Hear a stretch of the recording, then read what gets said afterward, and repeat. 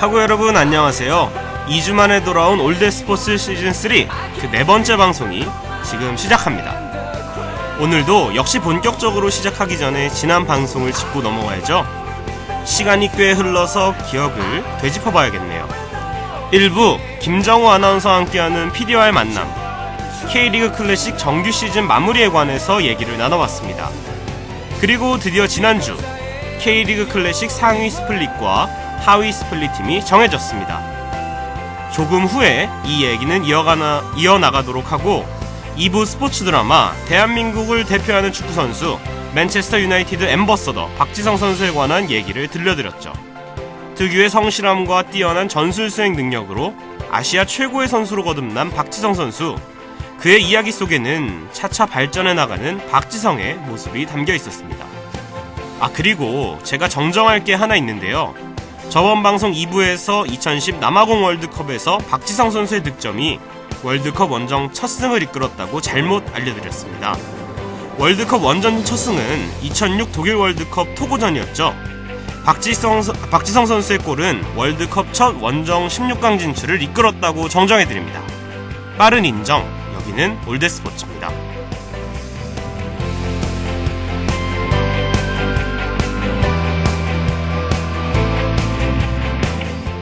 이제 오늘 이 시간 예고해드려야죠. 1부에서는 프로야구 정규 시즌 마무리, 프로축구 정규 시즌 마무리 피드백이 진행됩니다. 저희가 방송에서 예상했던 내용을 위주로 실제 펼쳐진 결과와 비교해보는 것이죠. 2부에서는 경기장에 나타난 의문의 스파이더맨, 그는 누구인가? 월드컵 경기장에 등장한 의문의 스파이더맨에 관한 이야기가 나옵니다. 그럼 출발해볼까요?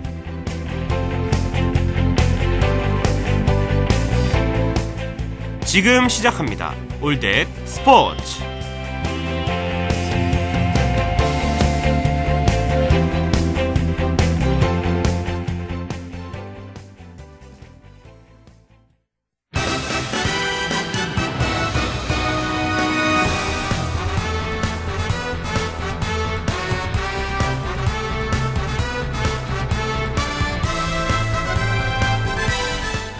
드디어 한국 프로야구 정규 시즌이 끝났습니다. 3월부터 10월까지 8개월 가까이 이어진 긴 여정이었네요. 그리고 그 뒤에 벌어지는 프로야구 하이라이트, 포스트 시즌에 진출한 팀이 확정됐습니다. 정규 시즌 5연패를 달성한 삼성 라이온즈가 1위, 9번째로 생겨난 신생팀 NC 다이노스가 2위, 가을 야구 단골 손님 두산 베어스가 3위, 4년 연속 홈런왕을 배출시킨 넥센 히어로즈가 4위, 마지막까지 피말리는 승부 끝에 5위 자리를 차지한 비룡군단 SK까지 총 5팀이 2015 프로야구 포스트 시즌에 진출합니다.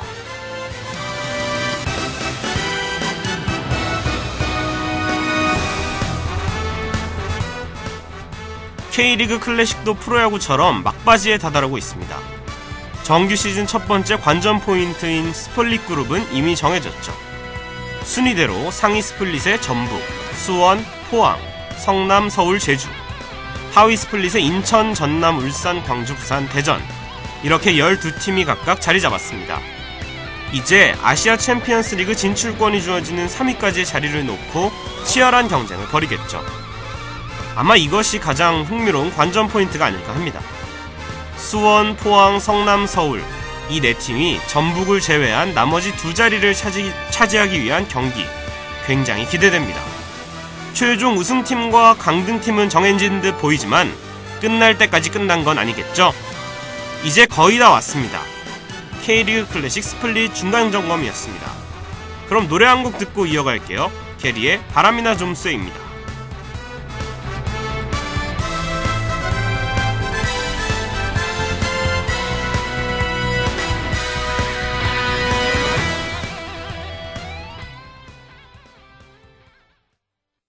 올드스포츠 1부 PD와의 만남입니다.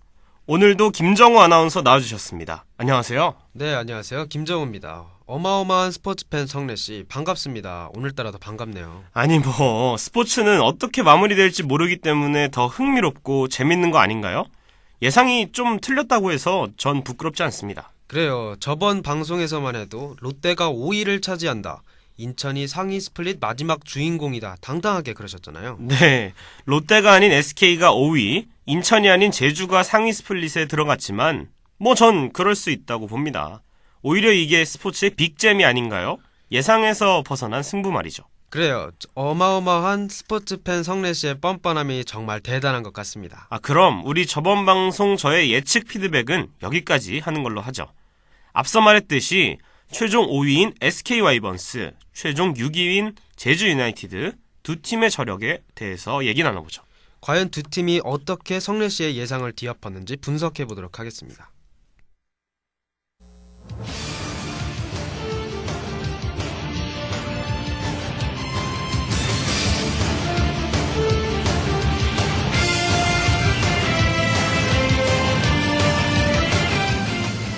SK 와이번스는 시즌 전부터 우승 후보라는 평가를 받았습니다. 그만큼 뛰어난 전력을 보유하고 있다는 뜻이죠. 하지만 막상 뚜껑을 열어보니 투타가 불균형을 이루면서 허무하게 패배하는 경기가 많았습니다. FA 계약을 맺은 최정 선수는 시즌 내내 부상에 시달리며 제 모습을 보여주지 못했죠. 팬들의 비판 속에서 SK는 하나의 터닝 포인트를 만듭니다. 바로 LG 트윈스와의 트레이드였죠. LG에서 온 정의윤, 신재용 선수는 SK에서 멋진 모습을 보여줬습니다. 특히 정의윤은 이적 후 14개의 홈런을 쏟아내며 팀의 상승세를 이끌었죠. 9월 이후 성적은 29경기, 4할 6리 9홈런 23타점. 정의윤이 SK를 가을 야구로 이끌었다. 이렇게 말해도 과언을 아닐 정도입니다. 투수 쪽에서는 선수들의 고른 활약이 돋보이네요. 김광현 선수를 필두로 한 선발진과 윤기련, 정우람을 내세우는 불펜진이 있습니다. 포스트 시즌에서 투타가 조화를 이룬다면 그 어떤 팀도 만만하게 볼 수 없을 겁니다.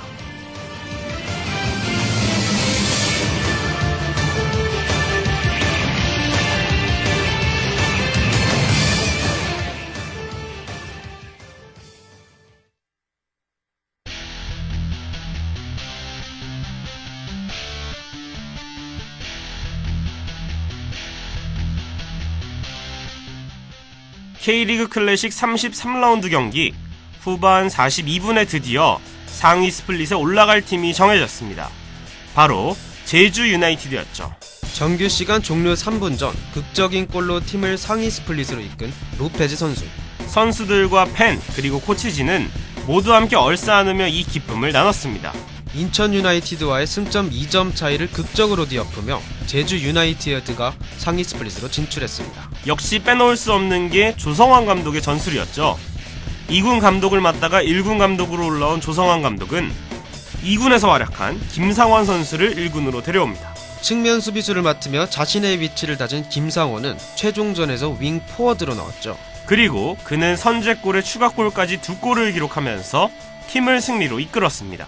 이뿐만 아니라 조성환 감독은 닭공 전술을 통해 승리를 따왔습니다. 공격수인 까랑가와 로페즈, 공격형 미드필더 김상원, 윤빛가람, 송진영까지 공격적인 선수들을 대거 투입해서 리그 1위인 전북과의 경기에서 승리했죠. 비기기만 해도 상위 스플릿으로 진출하는 인천이 수비적인 전술로 나온 것과는 대조적인 모습이었습니다.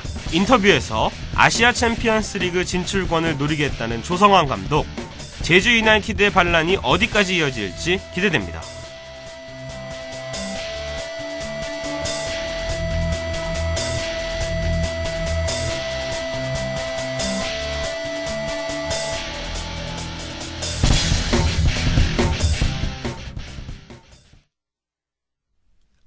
깔끔하게 정리했습니다. 그렇죠. 시즌 마지막까지 이어온 순위 싸움이 프로야구 그리고 프로축구의 흥행에 제대로 도움을 준 것 같습니다. 그렇죠. 특히 야구의 경우가 컸죠. 맞습니다. 기존 제도처럼 4위까지만 가을 야구에 진출했다면 시즌 막판에 관중 동원이 힘들었을 겁니다. 4위까지 순위가 일찍이 정해졌기 때문에 경기의 긴장감은 떨어졌겠죠. 하지만 와일드카드 제도가 새롭게 도입되면서 최종 5위와 4위 자리 다툼이 시즌 끝까지 치열하게 이뤄졌습니다. 메르스 여파에도 불구하고 프로야구가 흥행한 원동력이 되었다고 볼 수 있겠네요. 그럼 정규 시즌 마무리는 여기까지 하고 노래 듣고 2부로 이어가겠습니다. 크러쉬의 아름다운 그대입니다.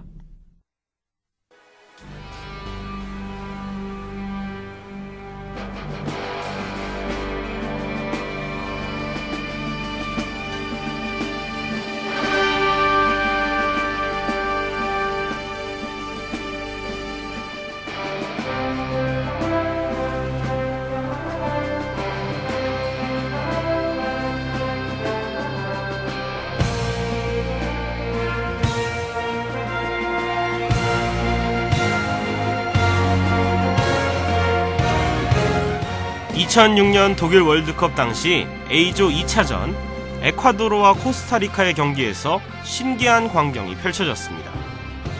경기가 벌어지고 있는 경기장에 스파이더맨이 나타난 것이죠. 스파이더맨의 정체는 에콰도르 축구선수 카베이데스. 그는 자신의 동료이자 친구 오틸리노 테노리오를 위해서 스파이더맨 세레머니를 선보였습니다.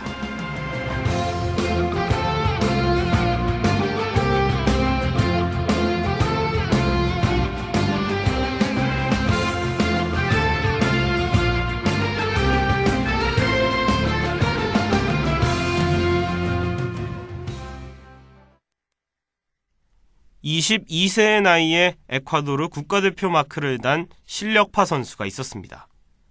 일찍이 국가대표에 선발된 만큼 많은 사람들의 관심을 받았죠. 오틸리노 테누리오, 바로 내가 에콰도르의 10년을 책임질 스트라이커다.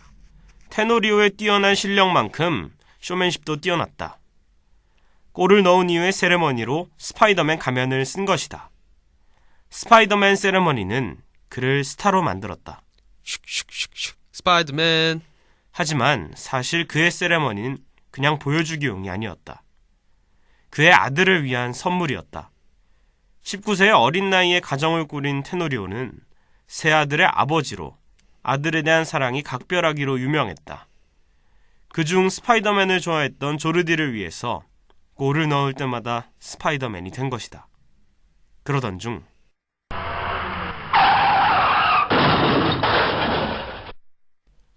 교통사고로 테노리오가 사망했다. 미국과의 평가전이 끝난 후 가족들을 만나러 가던 중 뜻밖의 사고가 발생한 것이다. 스파이더맨가 사망했다. 그라운드 위에 스파이더맨이 죽었다. 언론에선 스파이더가 사망했다는 추모 기사를 쏟아냈다. 그렇게 경기장에서 스파이더맨을 다시는 볼 수 없을 줄만 알았다. 그러나 1년 후 스파이더맨이 다시 나타났다. 2006년 독일 월드컵 A조 예선 2차전 에콰도르와 코스타리카의 경기에서 믿을 수 없는 일이 일어났다. 스파이더맨이 다시 나타난 것이다. 그는 이반 카베이데스. 테노리오의 절친한 친구인 그가 더 이상 세레머니를 펼치지 못하는 친구와 스파이더맨을 보고 싶은 친구의 아들을 위해 대신 스파이더맨이 되어준 것이다.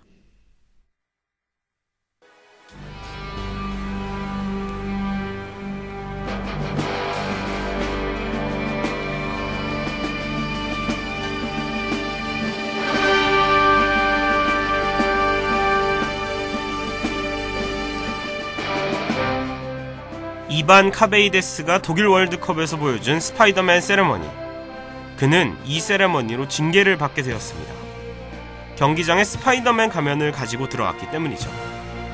하지만 안타까운 이 사연을 피파가 알게 된 후 어떠한 제재도 가하지 않기로 했습니다. 아들을 위해 스파이더맨 세레머니를 보여준 아빠, 그리고 갑작스런 사고로 세상을 뜬 친구를 위해서 대신 스파이더맨이 되어준 친구. 그들의 감동적인 이야기는 축구 팬들에게 월드컵 때마다 회자될 것입니다.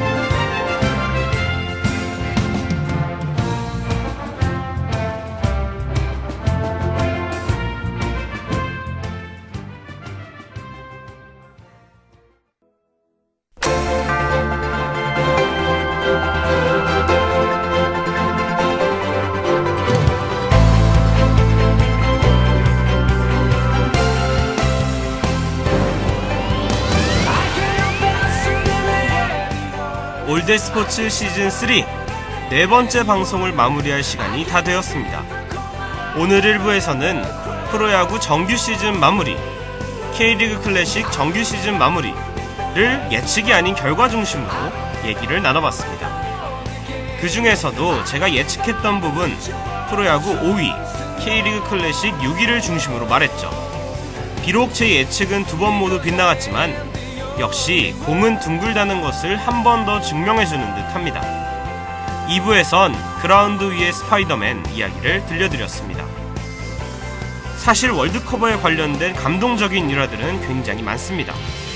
그 중에서도 스파이더맨을 소개해드린 이유는 아버지의 사랑, 친구 간의 우정, 이 두 가지가 모두 담겨있기 때문인 것 같습니다. 그럼 다음 주 이 시간에 돌아오겠습니다. 올댓 스포츠!